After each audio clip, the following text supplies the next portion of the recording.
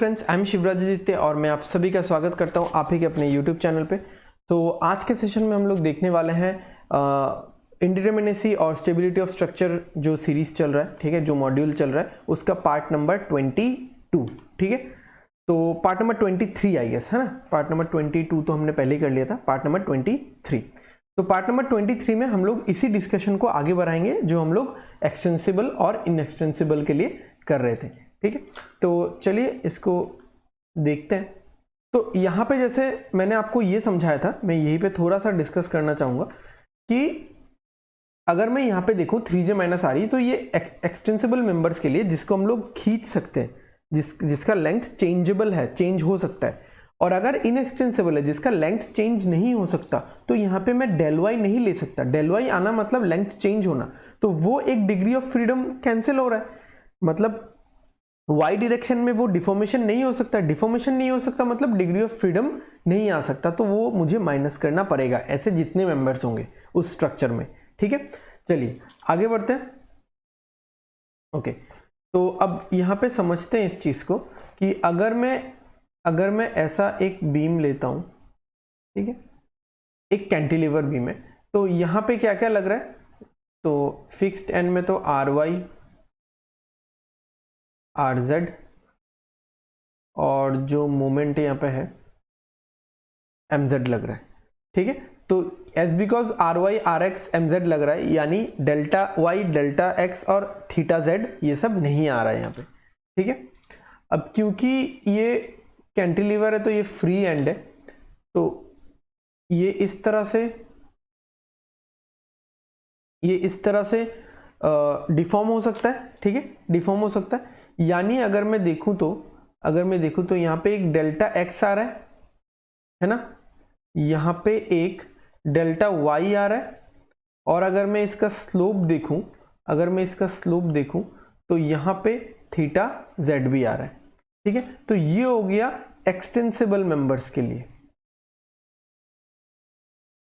Extensible, ठीक है। तो अगर मैं डी के कैलकुलेट भी करना चाहूँ, ठीक है, डी के अगर मैं कैलकुलेट भी करूँ तो 2d क्योंकि है ये, तो 3j माइनस आर ई और माइनस मुझे m करना है, ठीक है। तो एक्सटेंसिबल मेंबर्स अगर है तो, वैसे तो यहाँ पे तो नहीं है तो इसको मैं हटा के ही रखता हूँ, वैसे मैं 0 भी लिख सकता था।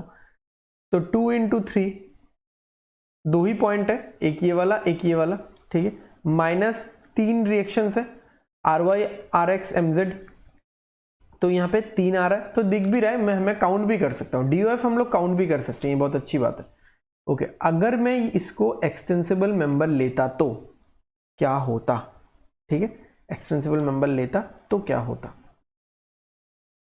तो यहाँ पे तो कुछ प्रॉब्लम नहीं है, यहाँ पे आर वाई आता, ठीक है, यहाँ पे आर एक्स आता, और यहाँ पे एम जेड आ रहा है, ठीक है। अब जब ये बेंड होगा,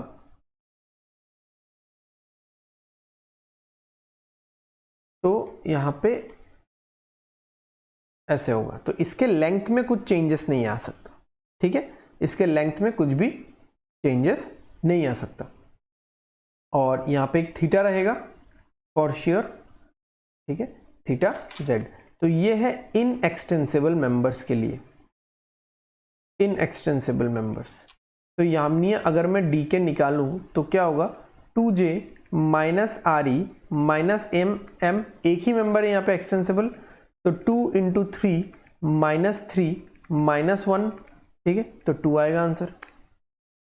डन। ओके, अभी आगे चलते, एक नोट लिख लेते हैं। चलो नेक्स्ट स्लाइड में मैं आपको डायग्राम बताऊंगा, तो नेक्स्ट स्लाइड में मैं आपको नोट भी बताऊंगा, ठीक है। The note is if members are inextensible माने रिजिड, ठीक है, फ्लेक्सिबल जो कि फ्लेक्सिबल नहीं है बेसिकली, इसको आप ऐसे खींचातानी नहीं कर सकते, then rigid body displacement shall be considered,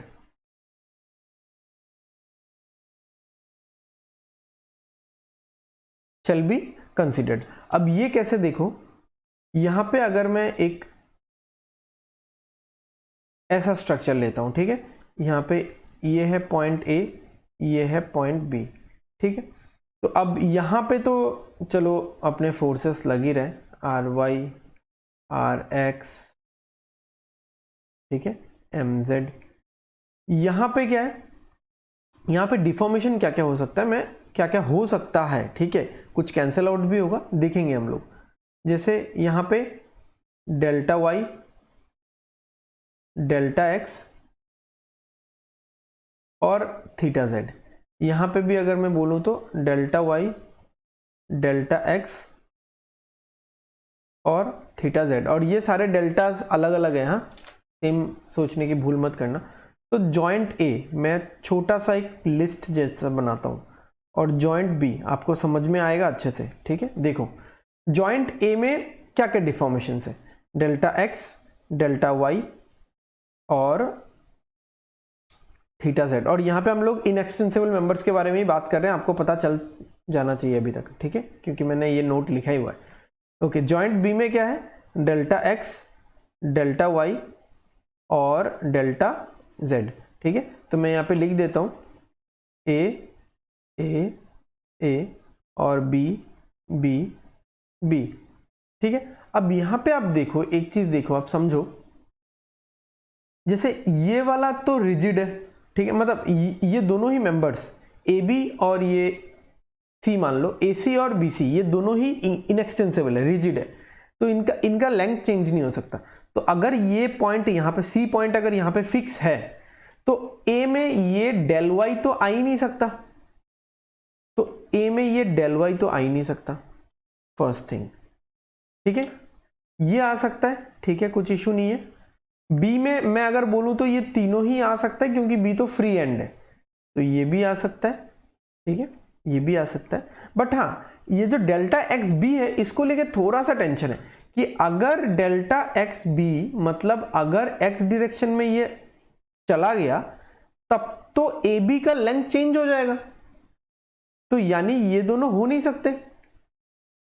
but ये दोनों हो भी सकते हैं एक तरफ से, अगर मैं देखूं तो, अगर ये चीज ऐसे हो रहा है, ध्यान से समझो, ठीक है, यह है ए, यह है बी, ठीक है, यह है सी, गॉट इट। तो अगर ये चीज ऐसे हो रहा है,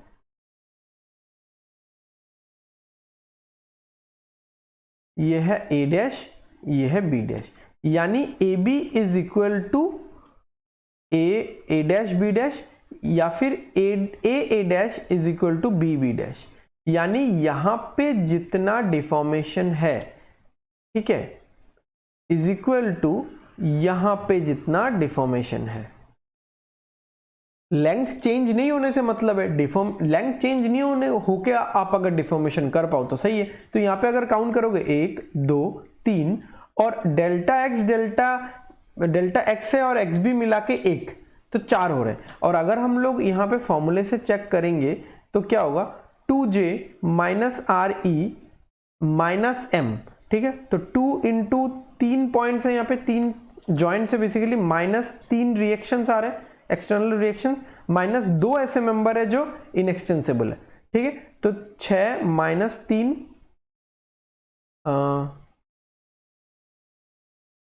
3, तो सही है, ये माइनस 3 माइनस 2, ये कुछ कम नहीं आ रहा है। अच्छा ये तो, अरे वो 3j वाला फॉर्मूला होगा ना, ये 3j वाला होगा, ये तो बीम को मैं एनालाइज कर रहा हूँ ना, मैं भी तो सोचूं। 9 माइनस 3 माइनस 2 है ना, मैंने ट्रस वाला सोच लिया था। तो 4 तो आ ही रहे, 1 2 3, ये तो क्लियर है, और ये दोनों मिलके 1, ये दोनों मिलके 1, ठीक है। समझ में आ रहा है आपको, समझ में आ रहा है। तो मतलब यहाँ पे जो ये बीम होगा ना, ये कैसे होगा मैं और एक बार बता देता हूँ हाँ आपको। ये दोनों लेक्चर्स थोड़े से लंबे हो सकते हैं, थोड़ा सा आप कॉपरेट करो। मान लो ये 3 मीटर है, ये 4 मीटर है, ये ए है, ये बी है, ये सी है, ठीक है। तो ये कैसे होंगे ना कि ये ऐसा होगा, ये 90 डिग्री है ना, ये 90 डिग्री तो बरकरार रहेगा ही, ठीक है, ये 90 डिग्री तो बरकरार रहेगा ही,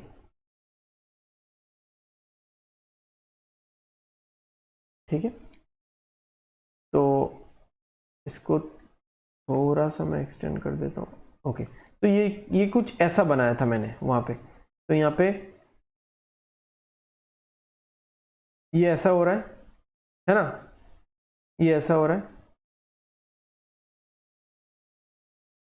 जस्ट वेट अ बिट, तो थोड़ा सा मैं ढंग से बनाता हूँ, ये ऐसा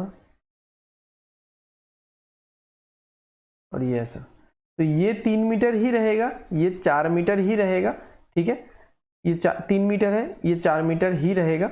बट यहाँ पे हम मुझे क्या क्या मिल रहा है, यहाँ पे जैसे ये वाला जैसे मैंने बताया था आपको, ठीक है, ये वाला जैसे मैंने आपको बताया था, ये तो एक फिक्स था ना, तो यहाँ पे डेल्टा एक्स जो कॉमन वाला आ रहा है, ठीक है, ये डेल्टा वाई, ये डेल्टा वाई आ रहा है, यहाँ पे एक रोटेशन आ रहा है, ठीक है, और यहाँ पे एक रोटेशन आ रहा है, तो टोटल 4, ठीक है, टोटल 4।